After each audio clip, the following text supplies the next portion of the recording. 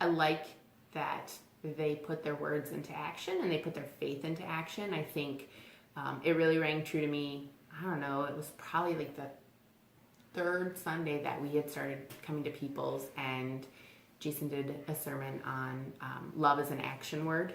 And so when we're supposed to love our neighbors, it doesn't mean we're supposed to like send them roses and chocolates, but we're actually supposed to do what we can to help them as they need it, not how we see that they need it, but how they actually need and want it. And that really spoke to me as somebody who's been trying to interpret that particular phrase of my faith. And I'm pretty passionate about helping the homeless, and we have IHN, and we're doing the food runs now on occasionally to help the people downtown. So that really spoke to me, and that's just like a small sliver of what the church does. I probably don't even know half what the church does, but the stuff I do know I really like and can really get behind, and I'm really proud to know that my faith community is participating in those activities. So I figure the other stuff I don't know about can't be so bad, right? I think one of the more significant ministries of this church is the Wednesday night supper. I started helping in the kitchen a few years ago, thinking that it was mostly about putting on a meal. It took me a while to figure out that it's really so much more than that. It can be kind of a harsh world out there. There are a lot of things that can distract and divide us and make life difficult. The supper is a place where we can come together as a church community, but also we welcome people from the larger community. So we have the chance to share our joys, share one another's burdens, and help us get through life. It's all possible because of this church building and the beautiful kitchen we have and the support we get from the church and the many volunteers. Jesus was into table fellowship in a big way, and I think if he were here, he would be happy with what we're doing.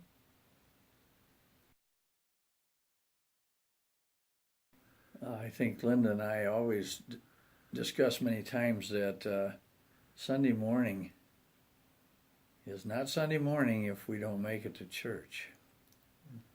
And so that would just be a part of the week that would be completely missing from our lives, the church experience.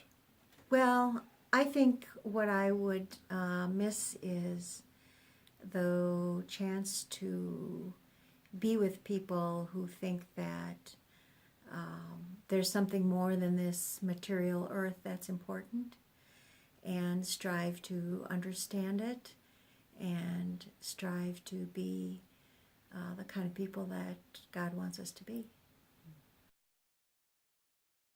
When we first started going to a church together, we gave because that's what we were supposed to do, and we knew that was what we were supposed to do. And as we grew in our faith walk and got our financial situation in order, we realized that we wanted to give to the church because, well, multiple reasons. We liked what the church did. We liked the missions that they were involved in. We liked the mission of the overall church. And I was too lazy to spend a lot of time on Charity Navigator trying to figure out if other charities were as good. So this was kind of like a one-stop shop. And also, we viewed it as an expression of our faith in God, and how, God has blessed us with this income, and we would like to bless other people with our blessings. And a great way the most efficient way for us to use that money was through the church. We are so blessed with what God has given us each day. Each one of us can go to bed each night thanking God for our blessings. Through God, our church has passed on many blessings through our outreach programs. Our outreach programs are too numerous to mention, but I'll just mention a couple here. Support for a school in Mexico. Our youth mission trips all over our country and locally. housing and feeding homeless people in our church, on State Street in Madison, and on our Wednesday night suppers. Our caring team for the elderly and needy. These are all tangible blessings to people. There are also always special blessings, of which I would share just one.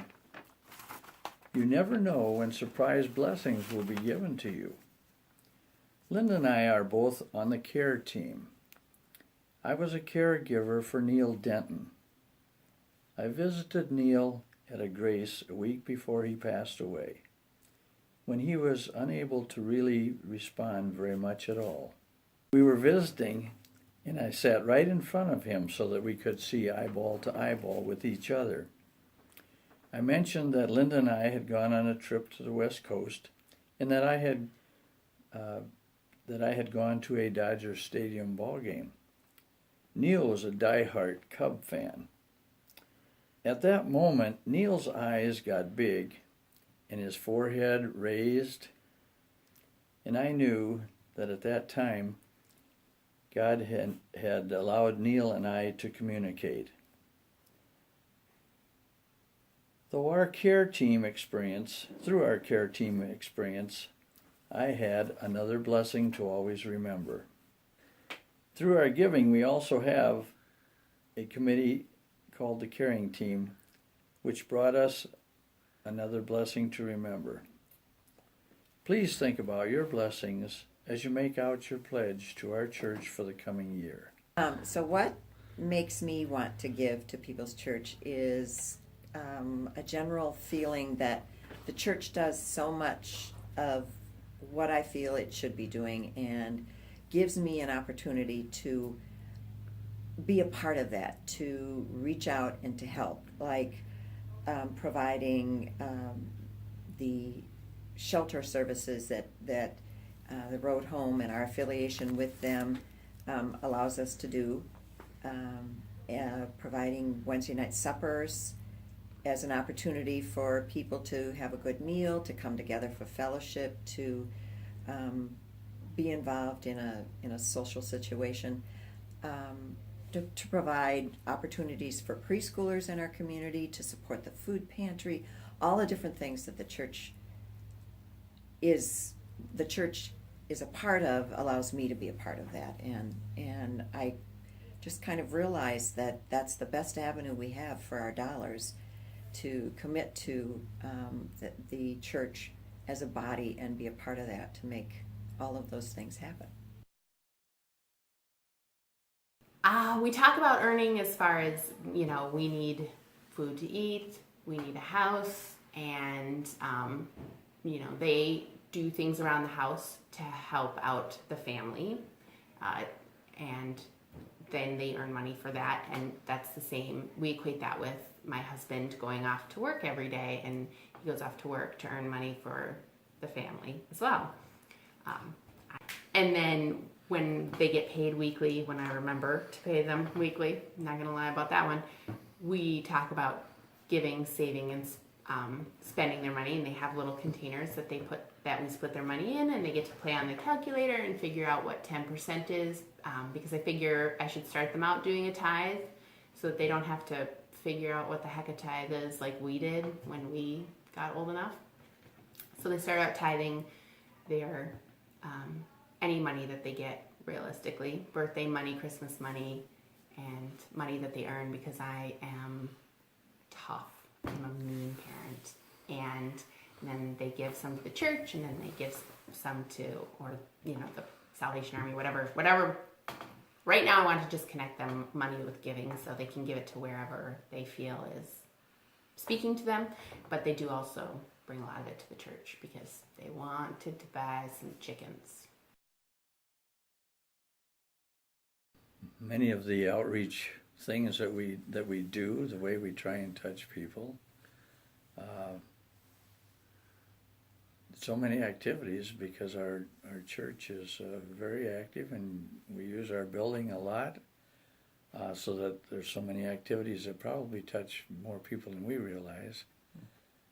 Well, I think that they would notice, because I think there are things that the church does that support other good things happening in the community. For instance, we do provide support for the programs that help people in need, and we provide volunteers for the food pantry and have a leadership role in the food pantry. And in the larger community of Greater Madison, we are an important part of the program The Road Home, which is very dependent on church communities to make their program possible. That's just a couple of the things that I think there would be a hole if we weren't here. I really feel good about how our church puts action behind what they say, and I think that's important. And giving to help the church be firm and stand firm and be able to reach out and do these things is important so that we can continue to do that.